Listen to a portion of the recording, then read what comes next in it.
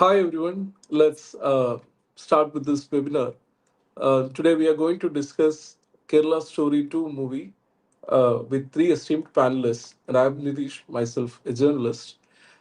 Before we start, I just want to give an intro to the audience that there's a conversation of this, there's a version of this conversation happening elsewhere, where people would be interested to give the filmmaker a benefit of doubt and give equal times to filmmakers' version and claims and the critical rebuttals of it.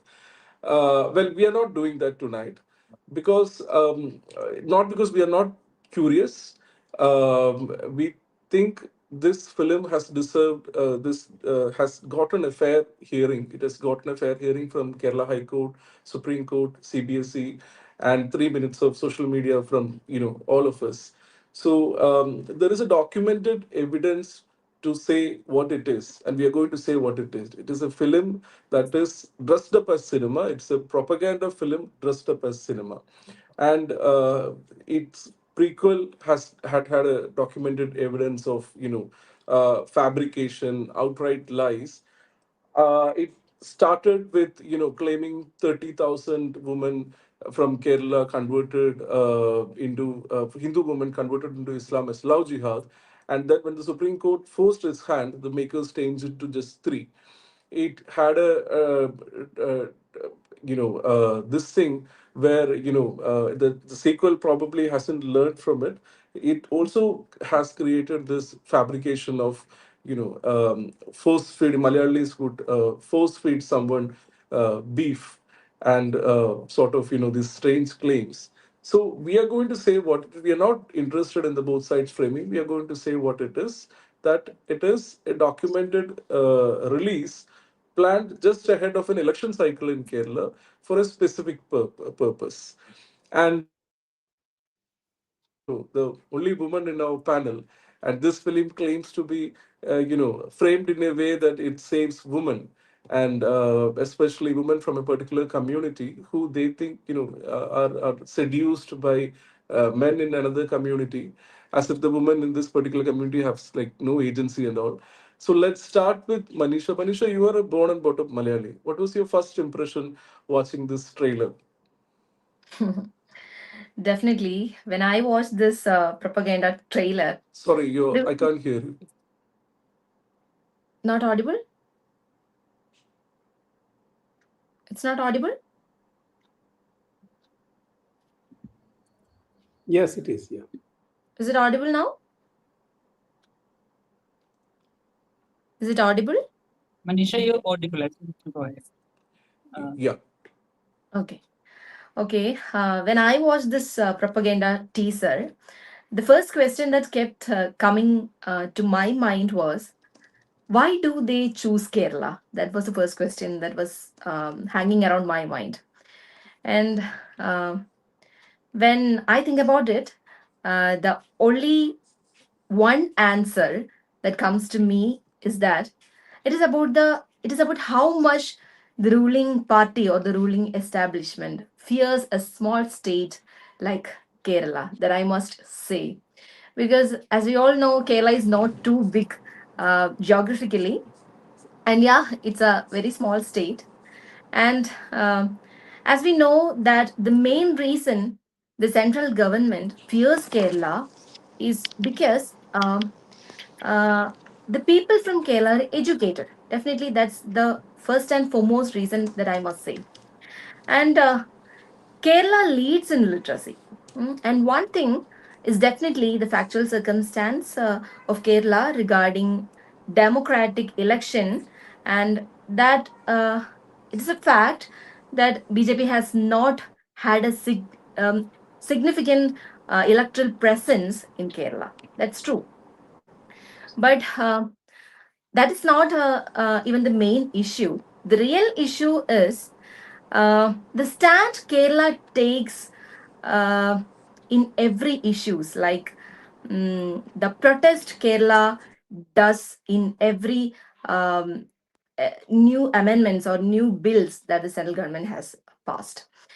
And when it was Agnipath or it was Citizenship Amendment Act, Um, it is hard to find one another state that witnessed a mass protest uh, happened in Kerala, or that did by Kerala. Whether it was Agnipath or any youth unfriendly policies or backdoor appointments in railway or the Kashmir issue, Kerala's position that was clear. And um, isn't it because of this fear that the central withholds even the financial assistance rightfully due to Kerala, and tries to suffocate Kerala by denying the benefit that I believe regarding their selection of state of making such a movie. And I believe this is the reason why Kerala becomes the target, and because the protest here create an insecurity to the government, that I believe, and they know very well that their politics cannot win the hearts in Kerala by simply explaining their ideology. It will never gonna work out with anyone even out of Kerala if they approach with the ideology. But what they are capable of is something something that is vulnerable. They can use the vulnerable people in the name of religion and belief, and by hurting religious sentiments and spreading hatred, that they can do very well, that they are using through movies, or they're using through documentaries, trailers, etc. And that way they can influence one section against the other. But such manipulations do not work in Kerala, I believe, because I have, as you say, I have born and brought up in Kerala, and that will not gonna work in Kerala. But I think because people in Kerala are educated and have critical thinking skills, and so manipulations will not succeed here. But those who attempt it will be questioned and resisted, and I think these are the reasons why they choose Kerala, and Kerala become the target.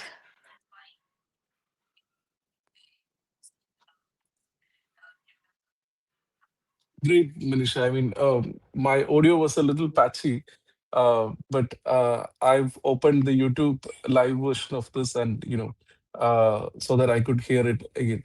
Um, C.S. Venkateswaran sir, I want to come to you about a larger framework of this thing about there's they try to make it look like the makers try to make it look like a artist versus freedom of expression debate, which is which is very dicey and which is very crazy, right? I mean, you make it look like you give a disclaimer saying it's based on a real story when there is no real basis for what you are saying. The love jihad debate has been done and dusted. It's gone all the way from Kerala High Court to Supreme Court.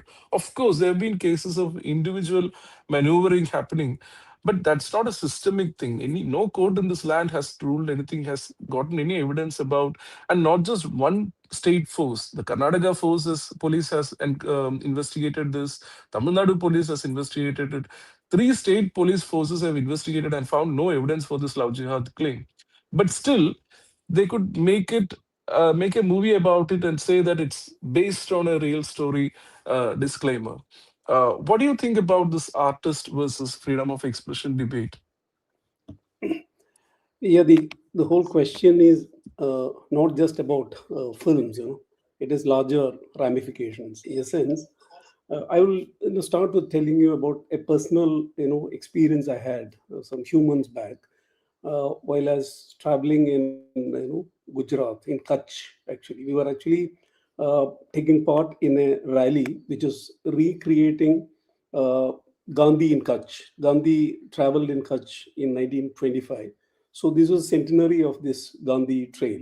So we were actually traveling with some school students. There were actually 8th standard, 9th standard students who were actually recreating or making that same journey Gandhi took through the villages of Kutch. Now, while we are staying with the students, like they were all girls and boys of seventh, eighth standard students. Then one night, while we were staying in a school at night after dinner, one or two boys and girls came to me and asked whether they've seen Kerala Story, and they were asking whether it is true. So I was really shocked because I thought Kerala Story was a film that nobody would watch, and it's not neither an entertainer nor a big hit or starer, multi-star or anything like that. But these children have seen it.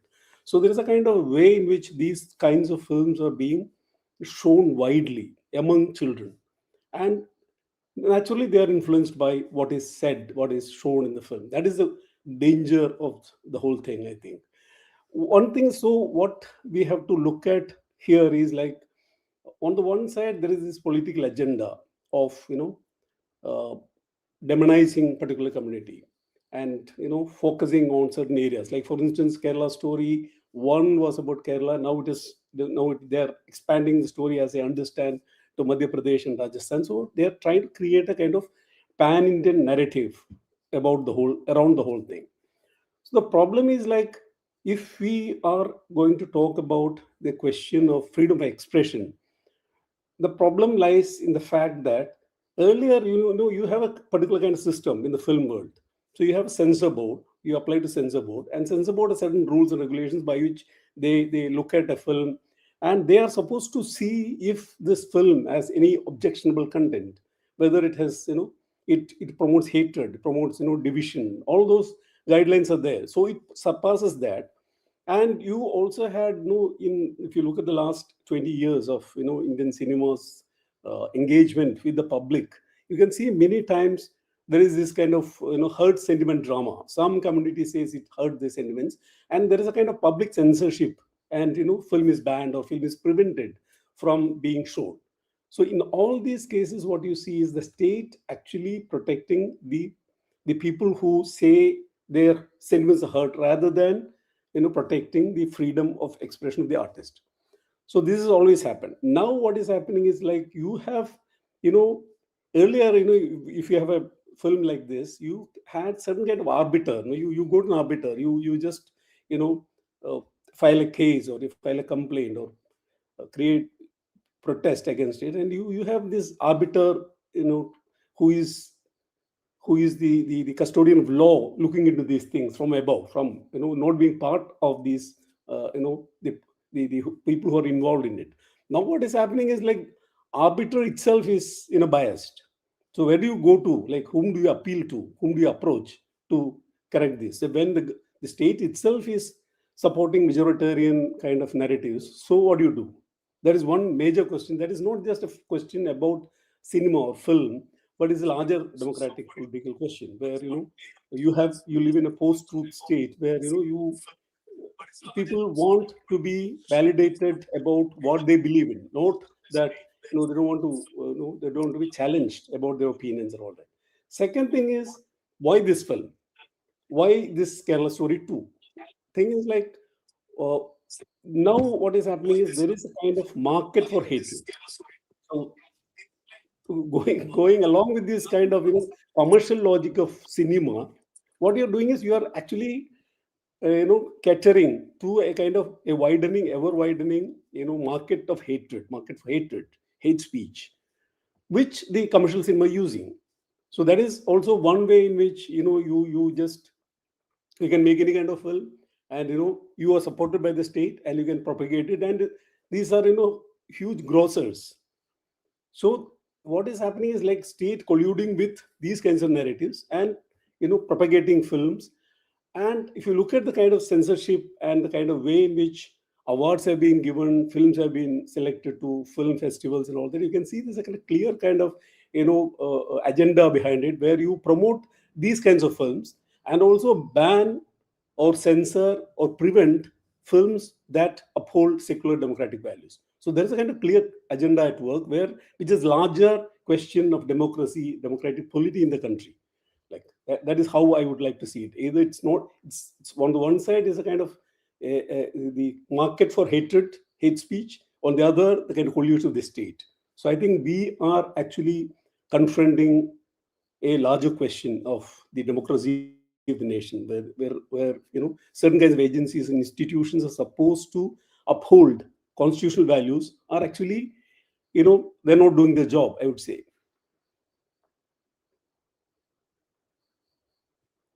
I'm actually very glad that you brought up that personal anecdote. I think I have many such personal anecdotes because of traveling to North India. When even in remotest corners of Uttarakhand, I've faced this discrimination, and it's not something I had faced like 10 years ago. I'm very sure about that.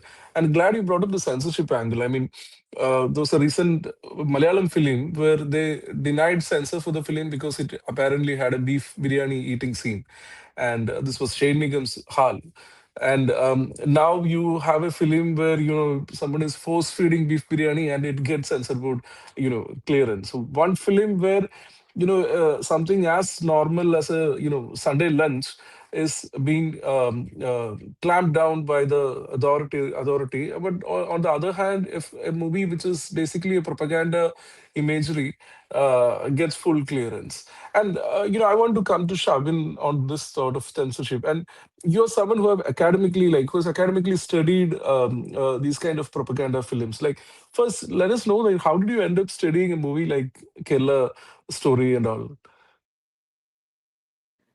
Uh, yeah, I would actually take the discussion from the idea of censorship again, because that's my larger area of study. And I'd be honest, right? The first time Kerala Story came in 2023, I was thinking maybe it's better not to talk about the movie, because I'm also very aware of the Streisand effect, whereby if you talk more about something that's prohibited, it somehow ends up having more discussions around it, right? So I thought maybe if we just let it pass, not have a lot of discussions around it, the movie may go under the radar. But as we just saw, also the C.S. Venkiteswaran sir was saying in his anecdote, I don't think that is the case, right? Because the more we get to know about the reach of these kinds of movies, it also tells you that this is not isolated events. And I would again take it idea from C.S. Venkateswaran sir when he said that it has larger ramifications. Now, I'm thinking of propaganda movies or Kerala Story also in the larger picture, especially after 2014. So I have like a list of movies here, starting from Prime Minister Narendra Modi, the Indian Prime Minister, the Tashkent Files, UD, Kashmir Files, Kerala Story, the first one that was in 2023, then the Gandhi Godse movie, Satendra Savarkar movie, Sabarmati Report, Durandar, and coming all the way, we are now at the verge of Kerala Story 2. So I think the pattern is very clear, right? And it's also to be noted that while certain movies are also being censored, we also have certain movies getting tax relaxations. So in a way, the institutions are kind of, facilitating such movies financially and ideologically in multiple ways.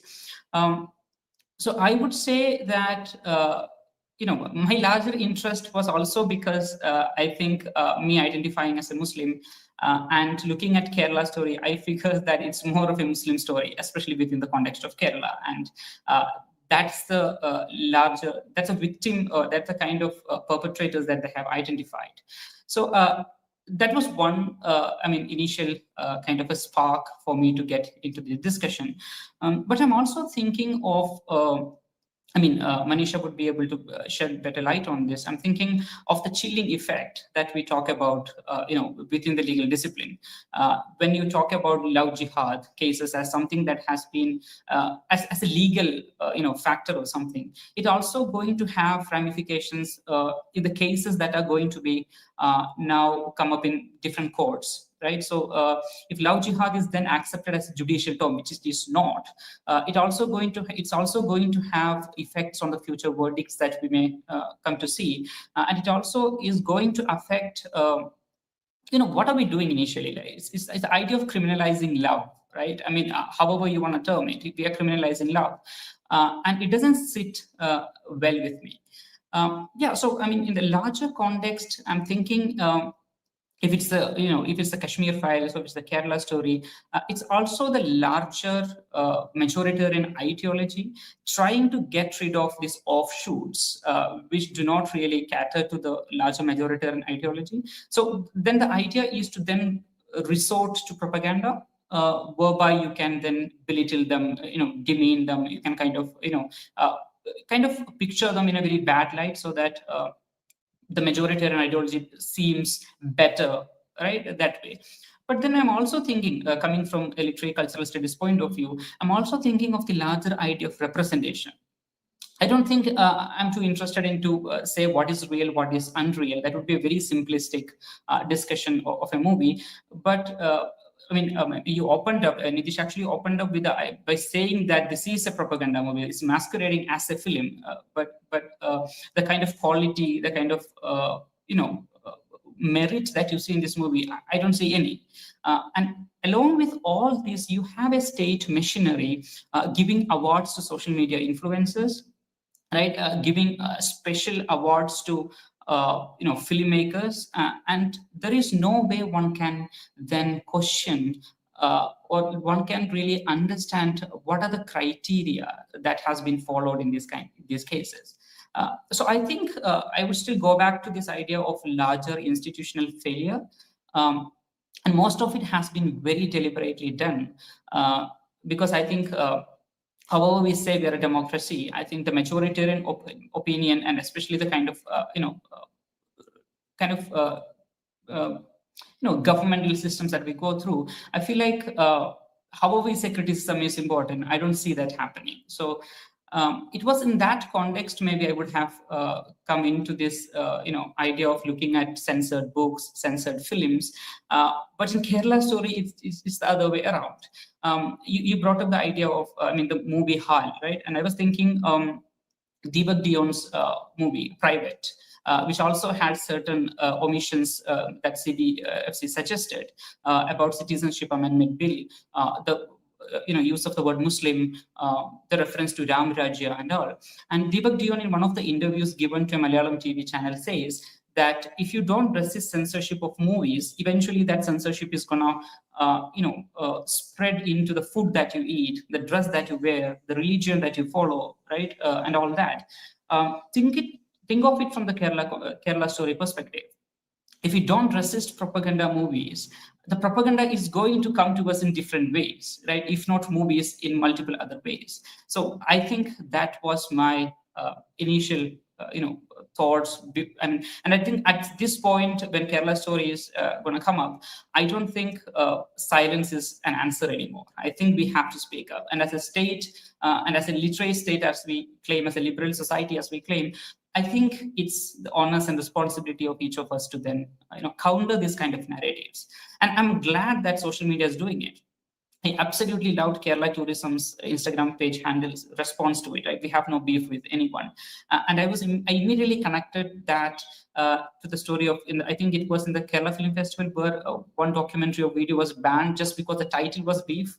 They didn't even care to look at what that referred to. So I think there are also very creative forms of resistance coming up against these kinds of propaganda movies. And I'm all here for it. And if we can contribute to it, if we can add to that, counter narrative, wonderful. Right? That's all I'm going to say. We'll take it forward.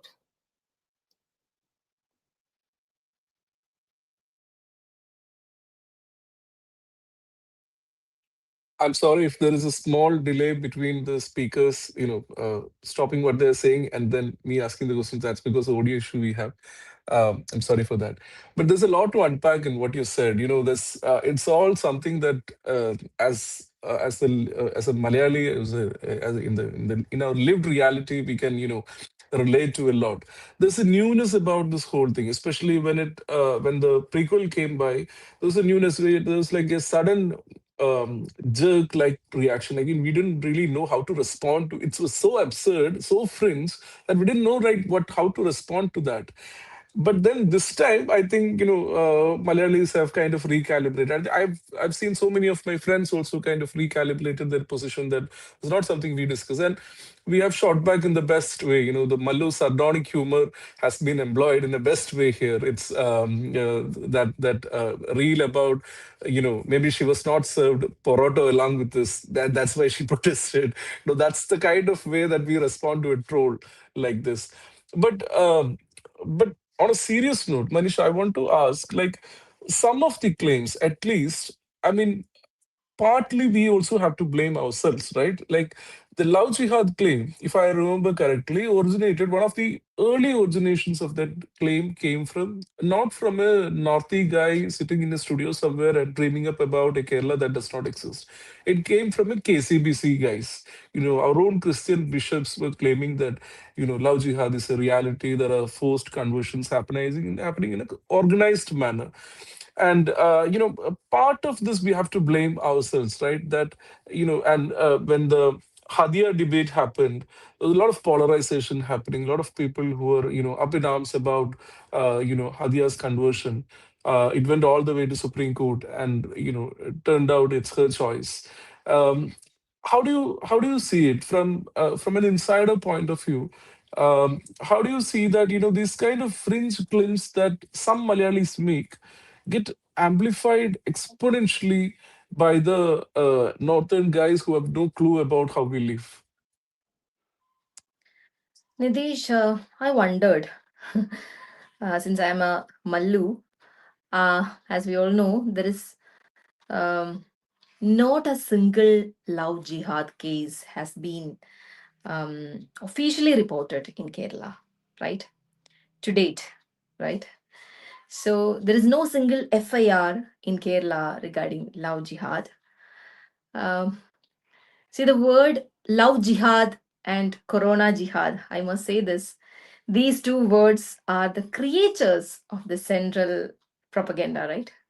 Love jihad and corona jihad. And the government itself stated in Lok Sabha, I think on 2020 Feb 4th, in response to question number 23, that there is no such concept of love jihad in the country, and that only two cases related to religious conversion had been reported in Kerala. Yet Kerala was widely accused for love jihad, and that became the basis for the Kerala story. And I must say, they may think they won, but it will become a long term effect, not only in Kerala, but also in our democratic, secular so called country. And Nidheesh, I must say that Venkiteswaran sir mentioned some people in North India used to watch this movie. I must say this is the target of the central establishment. Even those who hate this film may still watch it. In Kerala also, people may watch it even just to oppose it. And this is not limited to Kerala. Wherever there are human, discussions will only intensify, and more it discussed, the more reach Sorry to interrupt. will Like, face. even if we don't watch it, it's like it's on our face. How do we escape from the social media reels surrounding the movie? It's an outrage factory out there, right? That we should speak and understand the situations around us, Nitish. That I must say that we all are educated, right? And that is the biggest strategy that the government is using. No, this is not something that began yesterday. They captured the power in Kerala, in India, using such cheap strategies. Back in 2013, they began campaigns using Modi hashtags that you can remember, and using Modi profiles and profile pictures, Modi's face, to drive online conversations. And if you want to clearly understand their strategies, you only need to read the book of Swati Chaturvedi. The name of the book is I'm a Troll. She once exposed the functioning of BJP's propagandas using IT their cell, their IT cell in India, they were already spreading hate-filled false stories through emails and creating divisions among Indians all over the world. And Swati Chaduvedi was working in marketing sector in USA. She also got such emails uh, from unknown email IDs. And afterwards, when she joined with the IT cell of BJP, she used to expose what they are doing through their IT cells. And they continue to do so even today. Same strategy they are using through the Kerala Story 1 as well as Kerala Story 2. See, a prime minister who does not usually speak anything about any single movies or single films released in India spoke about the Kerala story in election rallies in North India. Why? Because at least there they can manipulate people's perceptions of Kerala. That they are doing. They have money to create any narrative they want, and they can manipulate people perceptions. That they are doing, that we should overcome, we must overcome.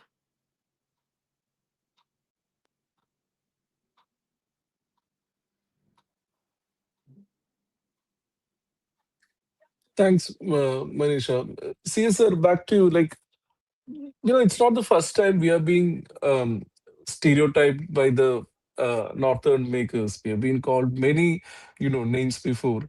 The usual, this thing about Madrasi was a common refrain in the older movies. But those were casual, almost for some at least, it was humorous banter kind of jokes. But the stereotyping that Kerala is getting right now has become something else altogether, right? So something from a casual banter to a very harmful, dangerous propaganda is what we see now. How do you historicize this? Where do you see this? Did you see this transformation coming, first of all? They say, art follows politics, but this is probably politics following art.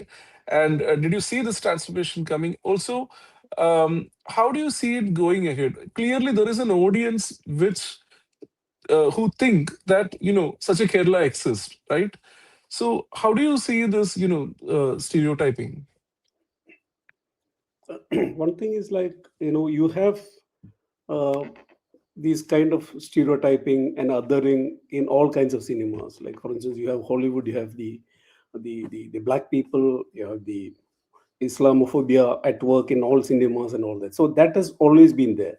But in Indian cinema, you can see this stereotyping of certain kinds of communities, whether it be the Madrasis or Sikhs or that has always happened. But that was not the kind of that didn't have a kind of that were not narrated.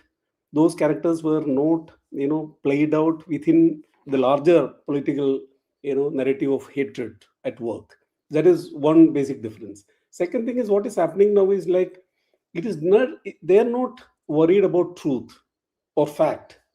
It is about what is happening is you're actually pushing certain kinds of outrageous lies into public discourse. By constantly pushing such lies into the public sphere, what you do is you make it legitimate. You become discussable. This is sad that we have to say these things. We are sad to say that sad to sit in a public forum and explain that Kerala is not like that, which is what is new about the whole thing. Like they are creating through these spreading of lies, they are actually creating, expanding an atmosphere of suspicion and hatred, which is what they want. Okay. And also, what happens on the other side is like, how do you talk about it? How do you deal with it? So what is happening to the people like us who are supposed to be liberal, who are believing secular constitutional values? What is happening is like we are spending our time, energy, and everything to fight, hunt these lies, to explain these lies. By the time they are moved on to other lies.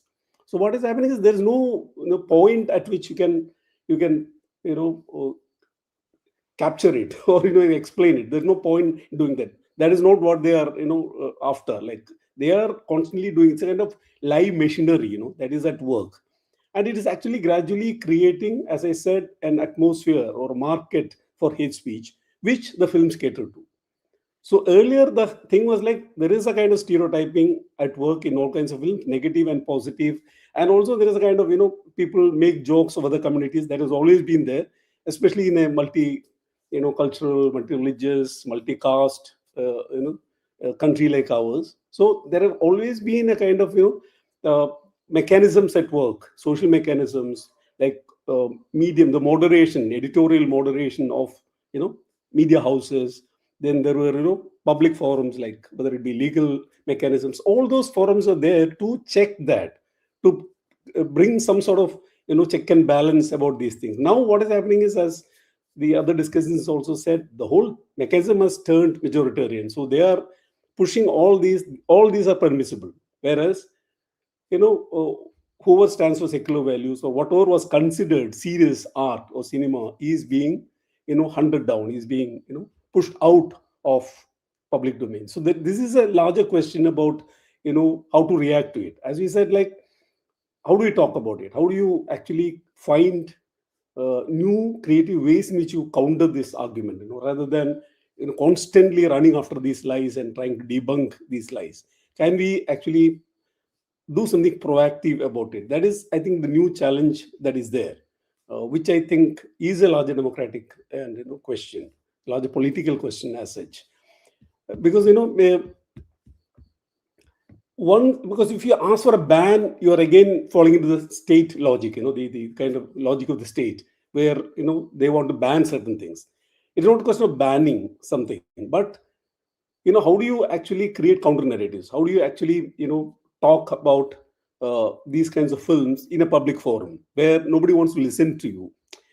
So this whole question of, there is, on the one side, there's a promotion of such films by, the state and all its agencies, promoting it, encouraging it, awarding it. On the other, there's a kind of shrinkage of public space where you can have counter narratives or alternative narratives. This is a kind of, I think this is a kind of huge kind of dilemma or conflict that I find unfolding, which is a huge political question, where how do we actually talk about these things? How do we get, you know people to see these things? It's not just about, it's about because my problem with social media reactions of, in the Malayali medium, is that it is actually Malayalis talking to Malayalis. It's not that question. We have to talk to a pan-Indian audience, where we have to, counter these arguments and these kind of, very dangerous kind of imaginations and othering of certain kinds of people, certain kinds of, states, regions, communities, and all that, which actually goes against constitutional values, against secular values, and also against the whole federal fabric of the country.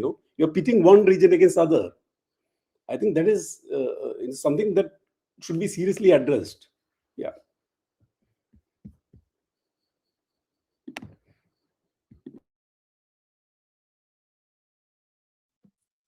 Sir, I want to ask a follow-up question to that. In the sense, in the past, at least it seemed to me like, the counter reaction, a lot of the counter reaction came from art itself against authoritarian practices, against fascist tendencies. We are a state where Mary Roy tried to conduct that Jesus play and banned, and she got very popular support, did that whole march to district collector's office. From there, we have become a state where, the Binale pulls out an art featuring Jesus, and not a blip, not a sort of, protest that the Binale immediately falls to that request. It complies with that request. They're saying, we'll remove the art from where it is, and then we'll discuss about, artistic freedom and stuff like that. We have a lot of, this artistic tendencies to resist against fascist behavior.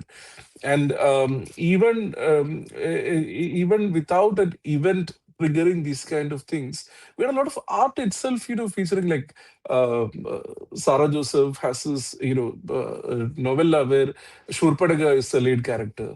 So many versions of Ramayana, reinterpretations of Ramayana with, Ravanan as the lead character. We did play around with, religious taboo topics and stuff like that. Where has that gone? Do you see a lot of artists now, actively voicing their protest against Kerala story, or doing it in a very silent, discreet manner? Is there like a, I mean, it's a cliche to ask something like, is there a culture of fear and silence? But let me ask that question. No, but this kind of silencing and self-censorship has happened actually. On the one side, there is censorship of the state, and there is also this sense of fear, that uh, people are afraid to talk openly and criticize the majoritarian politics and the policies of the government. So there is this real sense of fear at work. Second thing is like people, there are, the problem with the contemporary times is that in the social media times, the problem is like people, who are your listeners, who is your audience. The whole question is, it has become, it's all a lot of bubbles, in the sense nobody wants to listen or read or watch something that presents a vision or imagination that is different from what we hold, that we believe in. You want to be validated by everything you get. That is the kind of social media atmosphere within which you work, in which we are functioning actually. So it makes it very difficult to actually to talk to the other, to air different points of view. That is the danger I find in the whole media's discourse. But despite that, I think there are a lot of ways in which artists and even common people, who make reels, who make trolls, who make all kinds of media material, actually countering this through humor, as you said, like through different kinds of means, because their life, their everyday life doesn't match with what they're saying. So I think it is also a kind of longer battle of where we try to create against this culture of hatred and suspicion, a culture of trust and love, that I think we have to do that, rather than I think we have to focus more on creating trust and creating propagating this not propagating, like, in the sense we have to create art of trust and hope, and rather than going behind these lies, which has to be done, but it is taking, I think, too much of time and giving more publicity to these propagators of hate actually.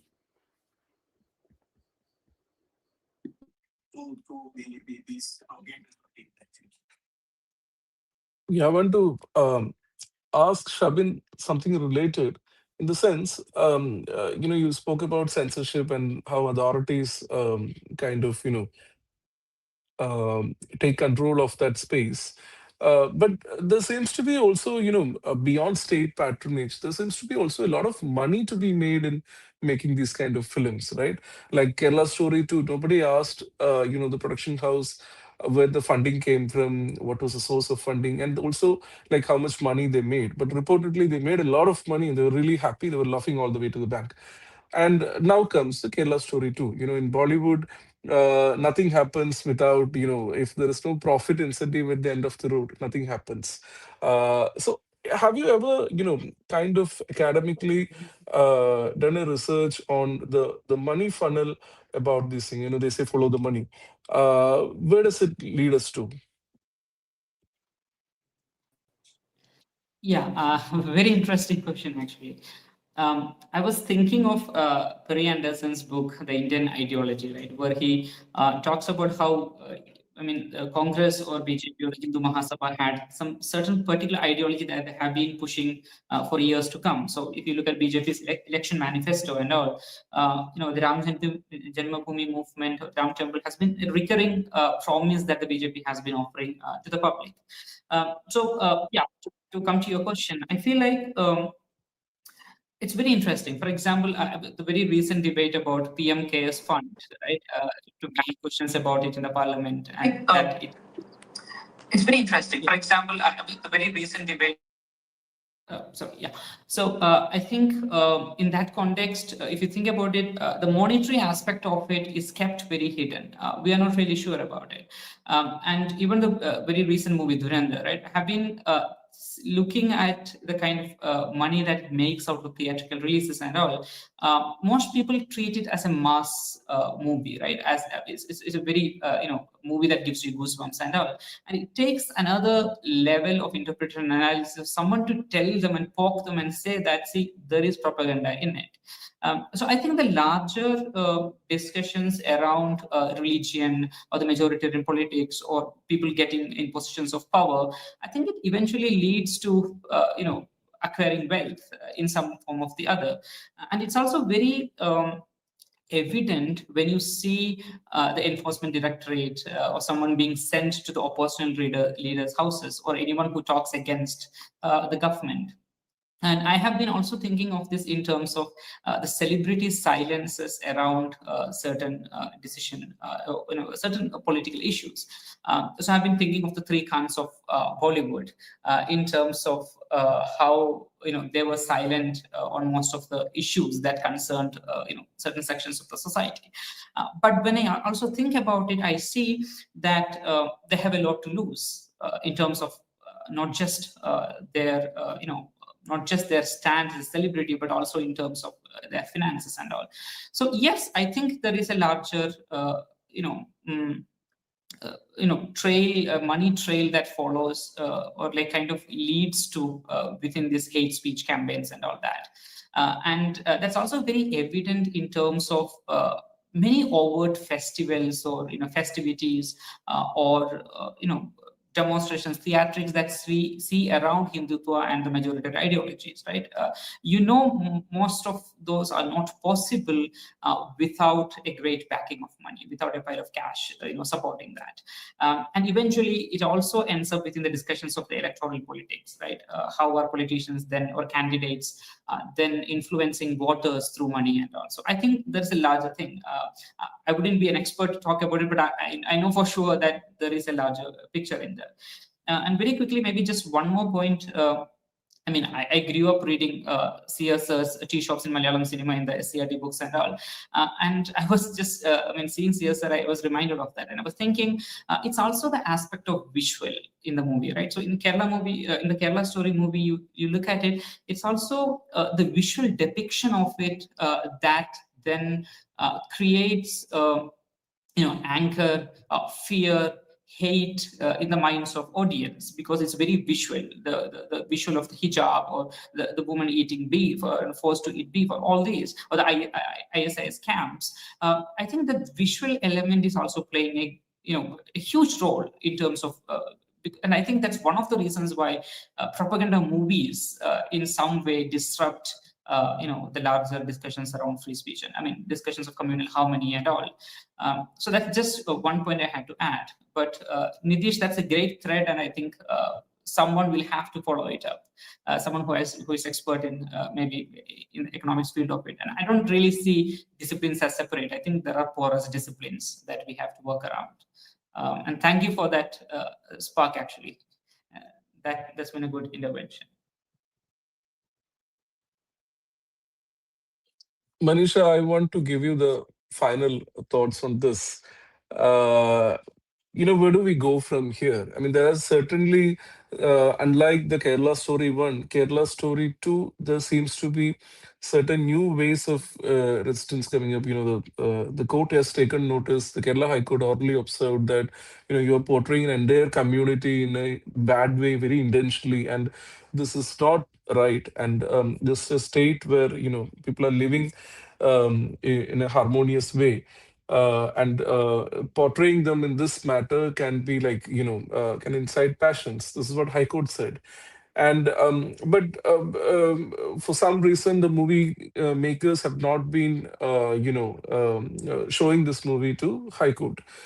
So, I want to understand, like we discussed earlier, while we produce all this beef memes and trolls and counter political reels and stuff like that, a guy in Uttar Pradesh or Madhya Pradesh, I don't know, like he may be seeing this and believing in this, probably, this is the only Malayali that he has probably seen, and this only the Kerala stories probably will hear, and he may be thinking all of this is true. So, where do we go from here? What are your thoughts? It can't be like all we are bringing to a knife fight is like a, porota. Can you hear me?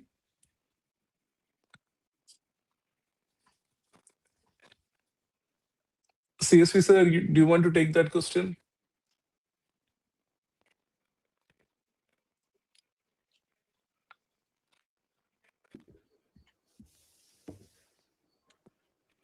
Yeah, the thing is like, as you know, there's one question in the comment box where, how do you spread the culture of love and trust without, conveying the protest? Definitely, what is happening, like, it's not that we should not protest and we should fight these lies, but what is happening is that the whole agenda of the liberal, secular, democratic forces are set by these forces. That is a whole problem. Like, every public discourse is, being controlled in a way. The agenda is set by these, the propagators of lies. So what is happening is, like, you are not able to actually, they're just pushing the limits of what can be said in a public forum, and what kind of, the extent of othering, the extent of hatred that you can spread and, speak, express in a public forum, in public media, in film, in whatever. Like, what they're doing, they're pushing these limits. Then gradually it becomes normal, it gets normalized. That is what they want. So how do we actually, there's no answer to it, but I think this is a new kind of situation where, it's not just about film. That is what I said. Like, film is not just something that you go and watch in a theater or on a television or in your laptop, but it's also reels. It's viral. It goes in different formats. It just spreads like, wildfire. Like, it goes everywhere. It's so viral, it is so instantaneous. So it's very, very difficult to actually, counter that without a uh, another kind of politics at work, politics of trust and love, and, belief in democracy and secularism. That is what I find is lacking, because we are spending most of our time fighting these, which is very, very, very important. But it's also important to create alternative ways in which you can respond to this question. And, how do we actually rediscover or reinvent democratic values in a society like this, social media times, in post-truth times? That is a huge question, I think.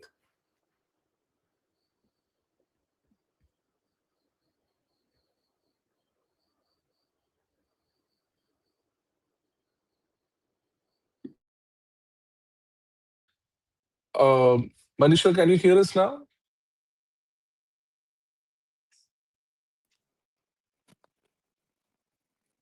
I didn't get the question you asked. Yeah, I was just asking, CSP sir, I intend to ask that question to you about where do we go from here? What do you see happening in future about this kind of, like CSP sir, it's not just about the movie, the entire propaganda machine surrounding it. How do you see, the politics of the land, the society, the courts going to address this in future? Already some Nidheesh, legal action is happening, yeah, but seems like the makers don't want to show this movie. They have not shown this movie to high court judges so far. They said they will, and the high court has taken a very strong view on the subject, and they have mentioned some comments as well. So where do you see, you're also an activist, where do you see this going in future? What should we expect? Nidheesh, legal actions are necessary, and that very well to the part of judiciary. But I should say, resistance is the best way that we must adopt, especially the Gen Zs and Gen Alphas should adopt. See, in here, Kerala story, actually, Kerala is a land without any communal right, as we all know, where people of all religion coexist with mutual respect. I'm sorry, Manisha, your voice is patchy. We can't properly hear you. Uh, And then is there any way can you like? I mean, I know these are the pains or or having a conversation over internet. Can you please like unmute and mute or do something so that we can properly hear you? is it okay now? No, it's still patchy. Um, I just let me move to Shabin. And Shabin, do you want to come in and give us some final thoughts on, where do we go from here? What's going to be the future like from your POV? Yeah, I was actually looking at Krishnadas Group's comment on that video, and he said one way is that the entire political system should come as together. I know that's asking for a lot, is what Krishnadas is saying, but I feel like looking at it from the Kerala context, I think that is an option that we should actually consider, because even though it's the UDF and the LDF standing as two political coalitions, I feel like we still have the resources to counter this kind of propaganda. CSO was also saying that it's high time to counter this propaganda, and how is another question that we'll have to explore. So I feel like maybe one way to look at countering this propaganda would be maybe think of it in terms of one, legality, maybe. I mean, approach these issues. We understand that legality also has its own issues and all, but I think one way would be to go forward in a legal, through a legal angle. There could also be about this digital disruption that we were talking about. And I understand CS's concern about most of Malayali talks online would also be limited within our circles. Which is why I was very interested which is why I was very happy when I saw the post from Kerala Tourism, because a post like that can have a larger audience and it can reach, larger public. Maybe another way is to also, I mean, this is something I have been seeing, right, in social media, where as an opposition to these propaganda movies or propaganda narratives, we see common folk bringing in the videos that they shot, an experience from their lives.